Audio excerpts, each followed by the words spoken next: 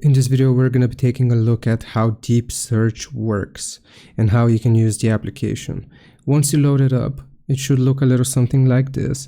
And basically, you can do a background check on your matches or people that you know.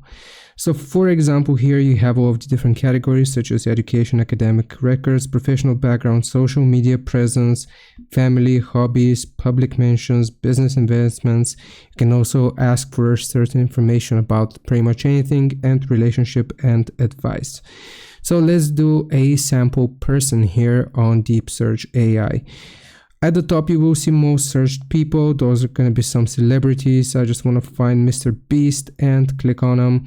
And this is going to display that person's profile. And here you can see all of the different sources and also some information about the person whom we are researching. And you can ask the AI for any further information, such as who is his girlfriend, as an example. And you press this and let's see what the AI manages to come up with. Now, I do have to say that it took a little bit of time for this to actually answer, and it's telling us that Mr. Beast doesn't have a girlfriend currently and that he may be acquainted with Chris Tyson. This is going to be his friend who came out as trans. So basically what I am trying to say is this information is not accurate at all. He does have a girlfriend currently and he is also engaged. So this AI overview didn't work as it should have.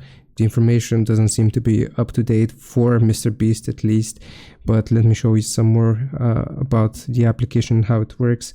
So hobbies and interests, let's go here. What are the main hobbies of? And let's do Michael Jackson as an example. So we're going to type Michael Jackson, see what his hobbies were. And you want to ask the AI, and this is going to begin this process, catching the signals, diving into the data. So it's going to take some time. So while we wait, we can read some reviews crazy fast. I don't know about that. I don't know how fast that really is, because as many times as I have used it, it wasn't that fast, but it's going to make you choose the person here. So who are you actually searching for? I'm going to do Michael Jackson.